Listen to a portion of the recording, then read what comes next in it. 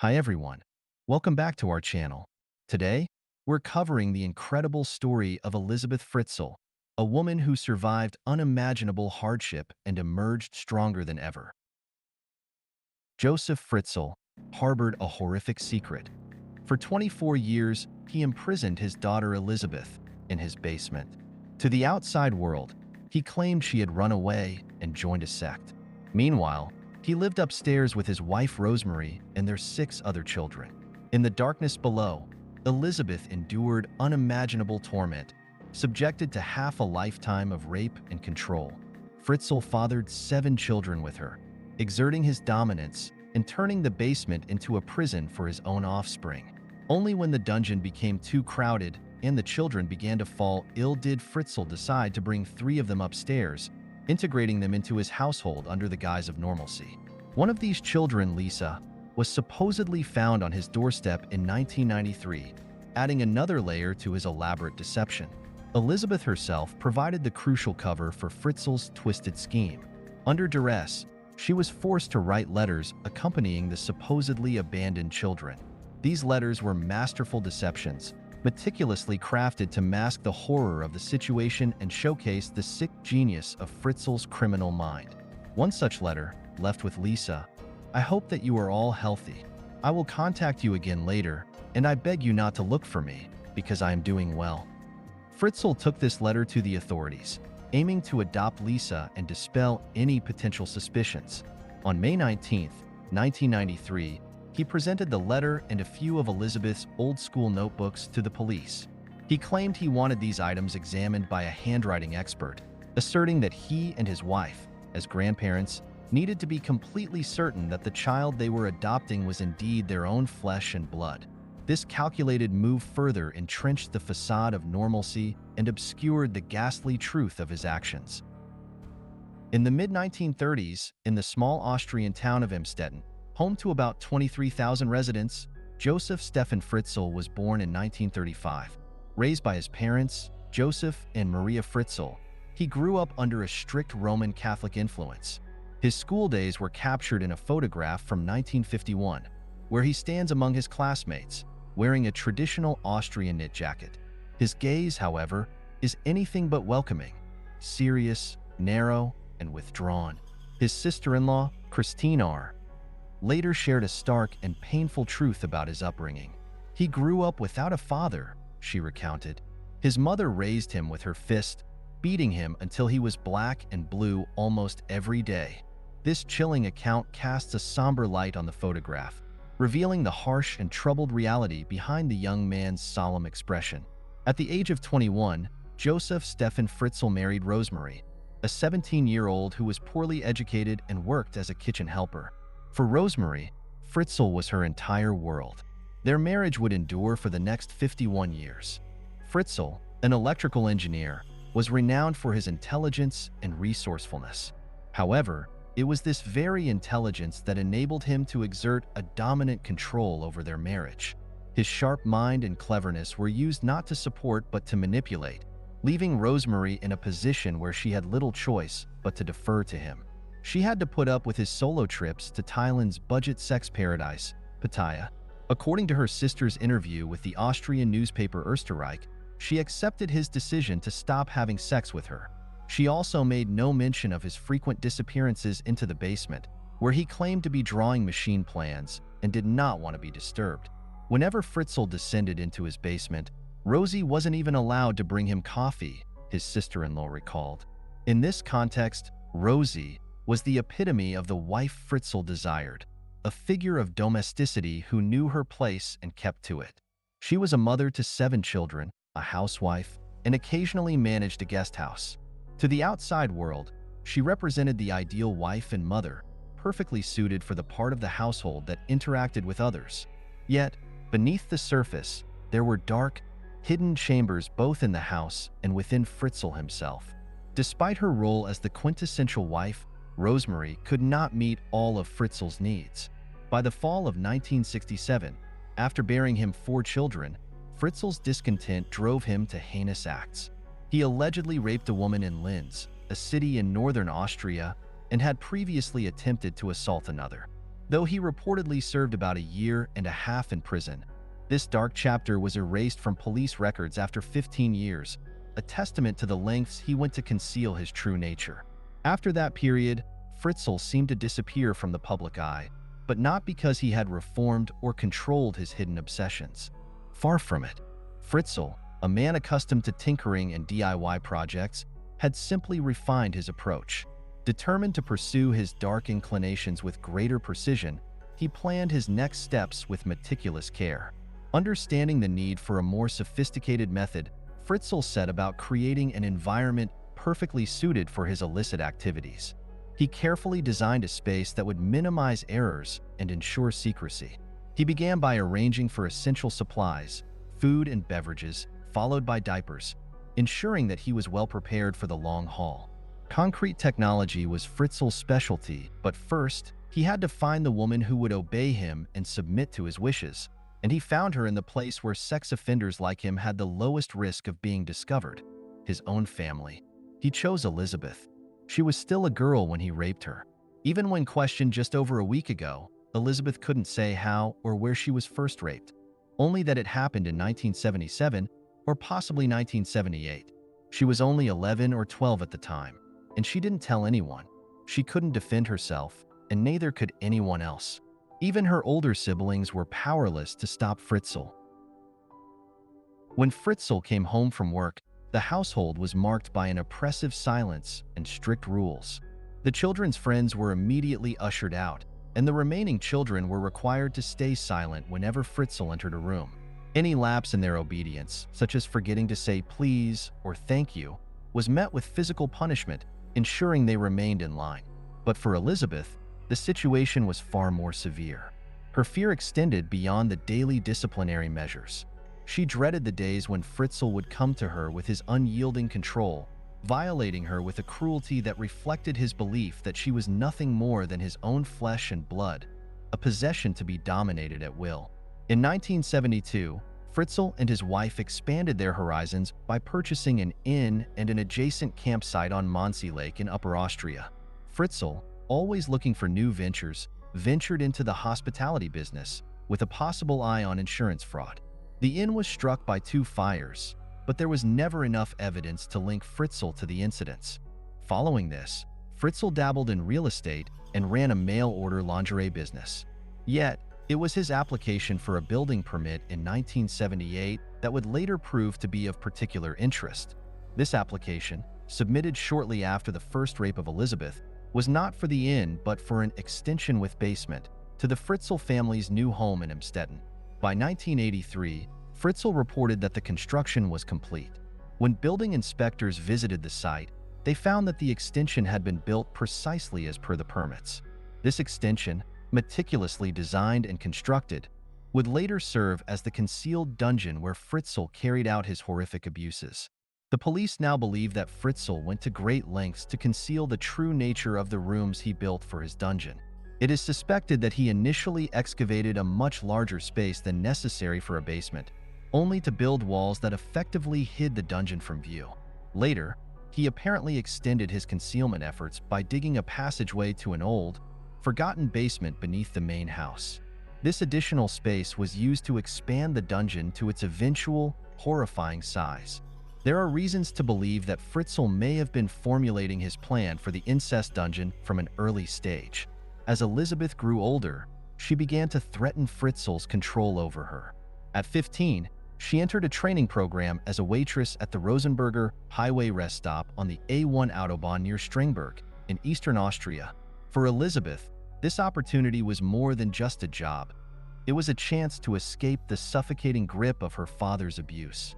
Living in a dormitory below the kitchen with other girls in the program, Elisabeth experienced a fleeting sense of liberation.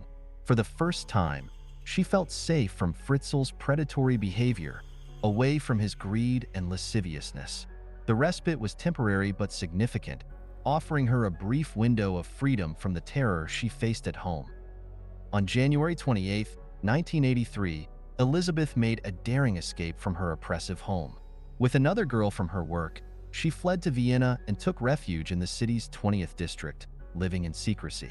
For 3 weeks, she experienced a taste of freedom, but her hopes were short-lived. The police soon located her and returned her to her parents, setting the stage for a chilling turn of events. Elisabeth's failed attempt to escape inadvertently provided her father with a convenient narrative for his later actions. In his eyes, she was now a runaway, a troubled child who had brought her predicament upon herself. Her disappearance was not something to be worried about. It fit neatly into the story he would craft. During the first few weeks after her return, Fritzl did not abuse her. However, as Elisabeth would later recount, the abuse resumed soon after. Determined to endure until the completion of her training program, she resolved to stay resilient for another year and a half. By the summer of 1984, she had finished her program and was poised to start a new job in Linz, a city in northern Austria. Just as she was on the cusp of leaving her father's shadow for good, Fritzl asked her for a favor. He needed her help to carry a door into the basement. On August 28, 1984, Elisabeth agreed, not knowing that this seemingly simple task would mark the beginning of a harrowing 24-year ordeal. That day, she would descend into the basement and never see the light of day again. Once they were in the basement on that fateful day, Fritzl's true intentions became horrifyingly clear. He raped Elisabeth and then handcuffed her to a column, leaving her in a state of utter helplessness for 2 days. As if that weren't cruel enough, he later attached her to a leash, allowing her just enough freedom to use the bathroom. Fritzl denies the claims, but Elisabeth testified that the leash was used to confine her for the next 6 to 9 months. Regardless of the exact duration, this grim arrangement ensured that Fritzl had complete control over her. In the confines of the basement dungeon, he exerted his dominance with an almost godlike authority, leaving Elisabeth in a perpetual state of terror and submission. The exact frequency of her abuse during this time blurs in her memory, overshadowed by the relentless torment she endured. What remained clear was the total and absolute control Fritzl wielded over her life in that dark, hidden space. In the world above, Fritzl maintained his facade as the unremarkable Mr. Fritzl, meticulously weaving lies and creating distractions to divert suspicion. He carefully monitored the reactions of the police and youth welfare agencies, manipulating their perceptions to serve his own ends. The environment in which he operated was one that, despite its progressive changes, was still entrenched in a culture of consensus and avoidance, a society prone to ignoring or covering up uncomfortable truths. This tendency was starkly illustrated by the scandal involving the St. Polten Seminary west of Vienna. There, authorities discovered approximately 40,000 pornographic images on computers, including child pornography and disturbing pictures of priests engaging in inappropriate behavior. The scandal was significant, yet Bishop Kirkcrin, who led the St. Polten diocese at the time, downplayed it as a mere childish prank. He dismissively labeled it as something of no concern to the Conference of Bishops, reflecting the broader societal inclination to overlook or minimize issues rather than confront them directly. In a community where oversight seemed to be the norm, few questioned what was happening behind closed doors in Amstetten. If larger scandals were brushed aside, it was no surprise that Fritzl's activities went unnoticed. Gertrude Ramharter, a neighbor living across the street on Ibstrasse, recalls hearing persistent hammering and construction noises from the Fritzl property. She occasionally wondered about the source of the commotion. What's he building? And how big is it going to be? She would ask herself, but her curiosity was never pursued further. Similarly, Alfred Dubanovsky, one of the numerous tenants who had rented rooms in Fritzl's house over the years, remembers the peculiar rules imposed by Fritzl. Tenants were sternly instructed that their leases would be terminated immediately if they ever ventured into the garden or the basement. Dubanovsky also recalls the numerous bags that Fritzl would carry down to the basement, further adding to the sense of secrecy surrounding the property. The day after Elisabeth's disappearance, Rosemary Fritzl acted swiftly and appropriately, reporting her daughter as missing to the authorities. Shortly thereafter, Joseph Fritzl presented a letter to the police, a letter that Elisabeth had been forced to write while in captivity.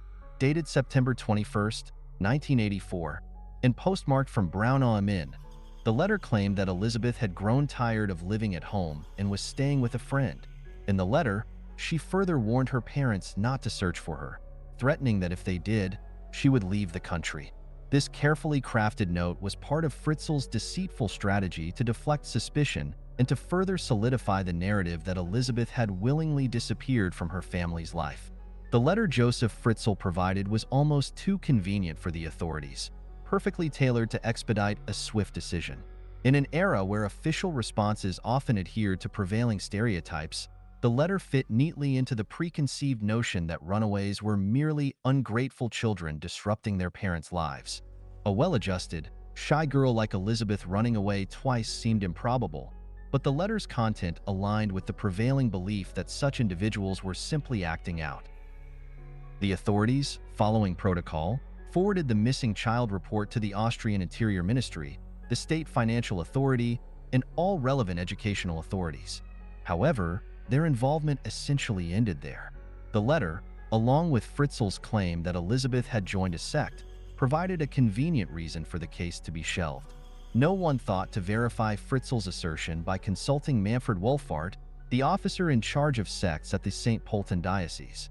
Instead, the investigation quickly lost momentum, and within weeks, it seemed that Elisabeth's case had been all but abandoned.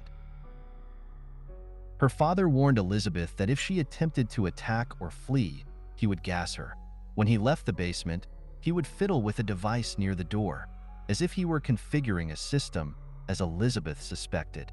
But perhaps it was just an attempt to intimidate her.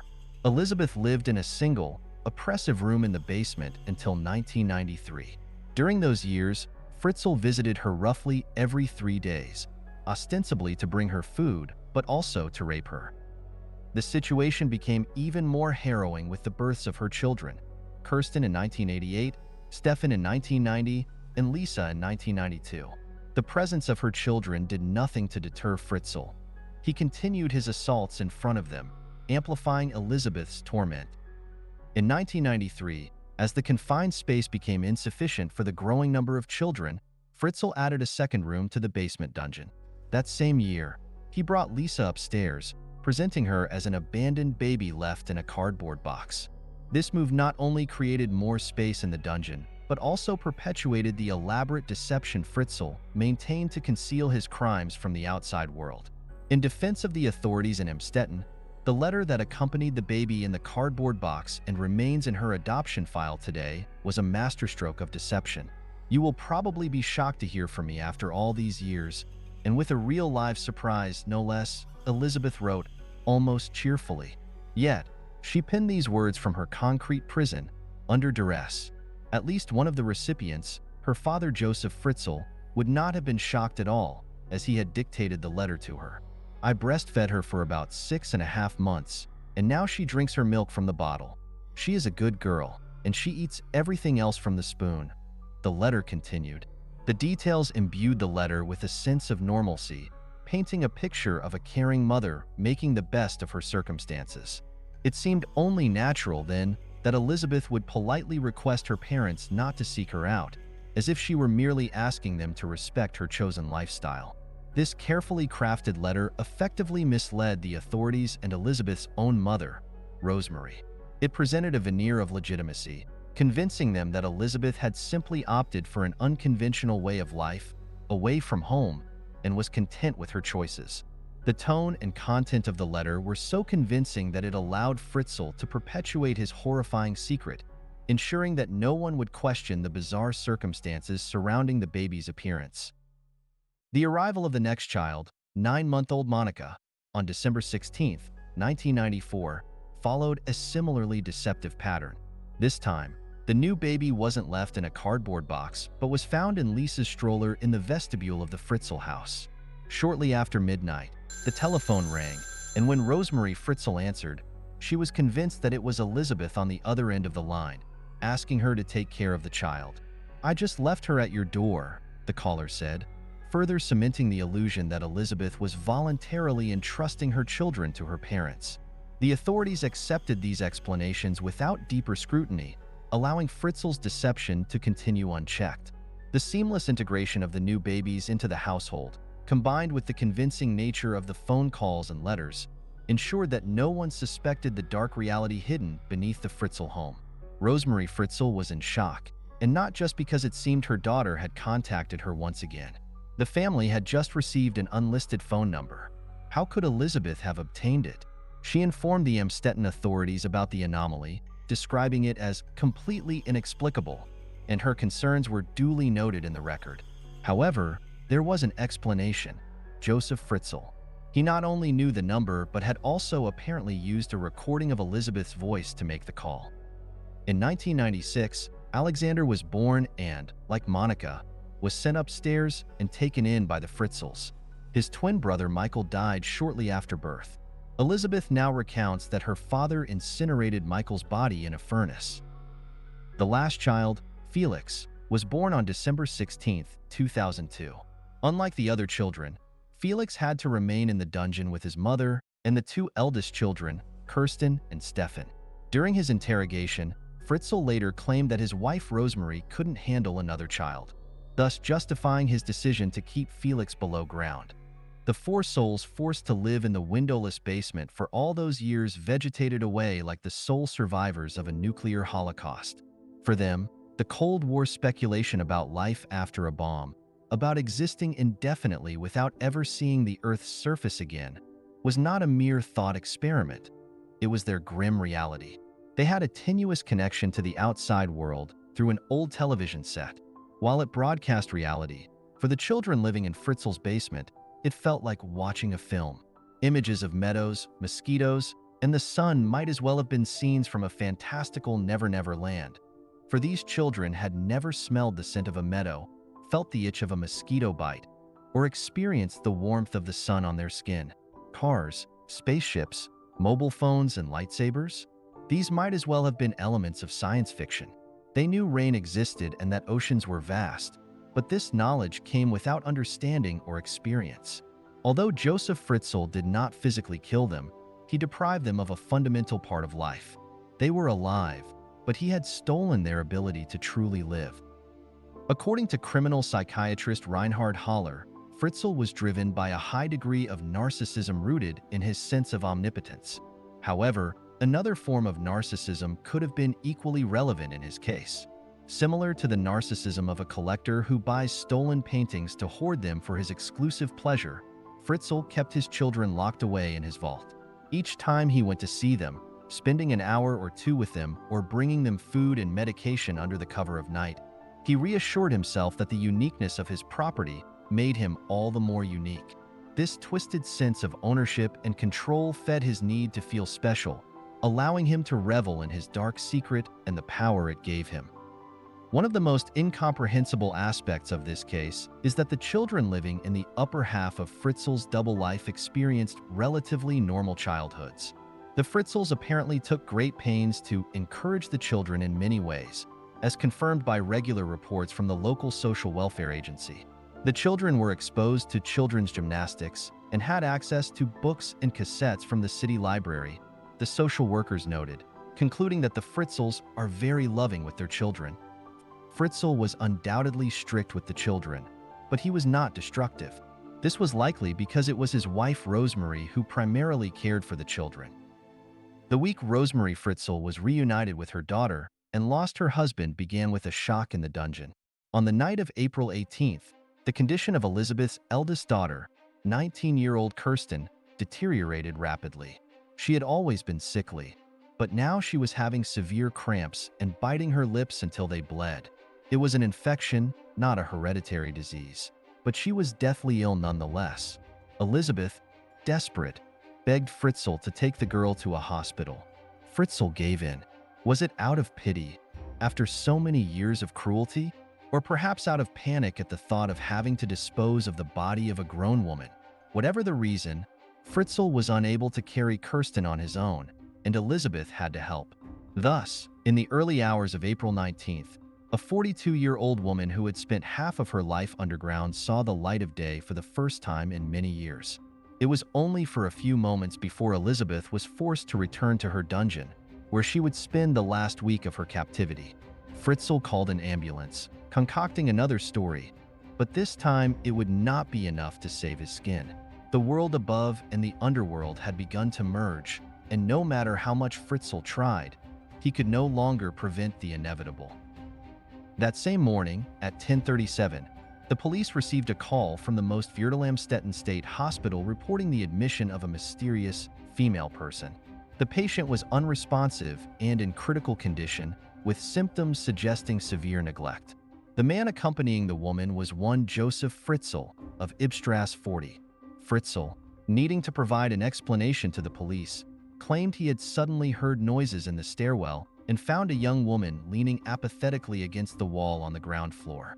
She had been carrying a note, Fritzl told police, in which Elisabeth wrote that the girl was her daughter Kirsten and that she urgently needed medical attention. The doctors were unsure about what was wrong with Kirsten. They speculated it could be epilepsy, or perhaps something else. To determine what was wrong with her as quickly as possible, they needed more information from her mother. The police launched an extensive investigation. The case of Elisabeth Fritzl, who was still officially classified as missing, was reopened. Joseph Fritzl repeated his old story about the sect, and then he presented his usual trump card, a new letter from his supposedly long-lost daughter. In the letter, dated January 2008, she wrote that her son Felix had been very ill in September and had had epileptic seizures and symptoms of paralysis, but had recovered. Kirsten, the letter read, had also had health problems, including circulatory symptoms and stabbing chest pains. The red herring worked once again, one last time. Or at least it bought Fritzl more time. The letter had been postmarked in the town of Kimmeton and Der Krems, about 70 kilometers, 43 miles, from Amstetten. This led the investigators to focus on the wrong town. Naturally, none of the doctors they questioned in the Kimmeton vicinity had any recollection of a woman named Kirsten. The police became increasingly perplexed. Did this mysterious sect even exist? On Monday morning, April 21st, the telephone rang in the office of Manfred Wolfart, the officer in charge of sects at the St. Polten diocese.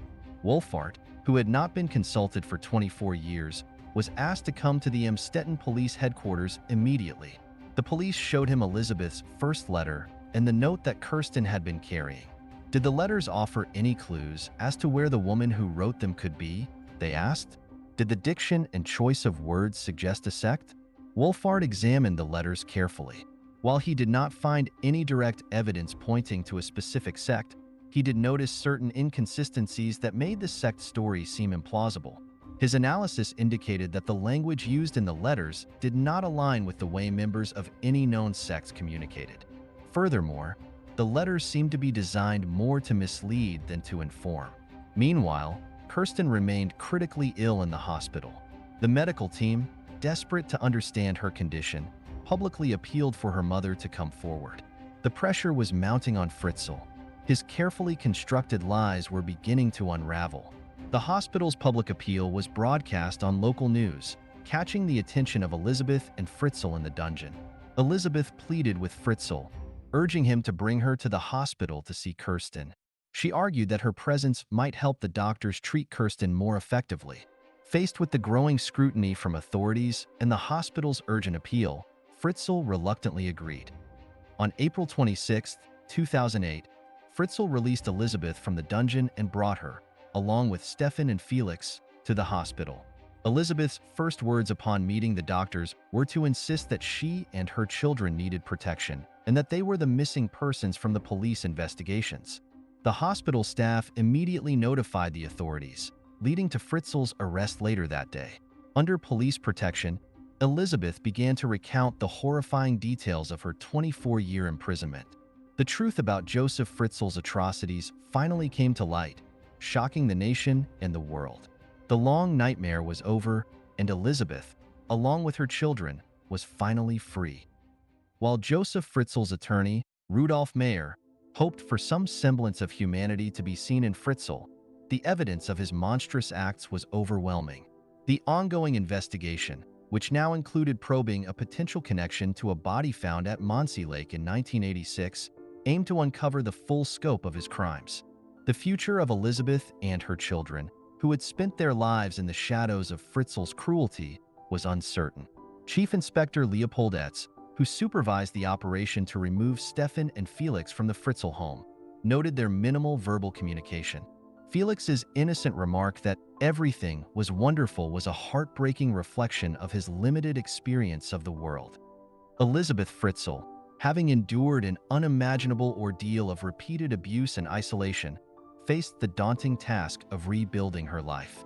For 8,516 days, her existence was marked by the artificial light of the dungeon, her days blending into one another as time was measured only by the aging of her children and the graying of her hair. The strength Elisabeth exhibited in the face of such prolonged trauma was nothing short of extraordinary. The director of intensive medicine at the Amstetten State Hospital, Albert Reiter, marveled at her resilience, suggesting that she possessed near superhuman strength. Her survival and apparent mental fortitude defied the expectations of many psychologists who study trauma. Elisabeth's journey towards healing and reclaiming her life would be complex and fraught with challenges. The possibility that her mother, Rosemary, or others in her family might have had some knowledge or suspicion about her situation added another layer of difficulty. Despite these potential complications, Elisabeth's strength and resolve were crucial for her family's recovery. Witnesses reported that the family's first reunion without Joseph Fritzl at the psychiatric clinic in Amstetten was unexpectedly positive. This meeting marked the beginning of a long and difficult process of reintegration and healing for Elisabeth and her children. The path ahead would be filled with emotional and psychological hurdles, but the initial signs of hope and resilience provided a glimmer of optimism for their future. Elisabeth's story is one of resilience and hope. Despite everything she went through, she found the strength to rebuild her life. Thanks for watching. If you found this video interesting, please like, subscribe, and hit the notification bell for more stories like this. Let us know your thoughts in the comments below.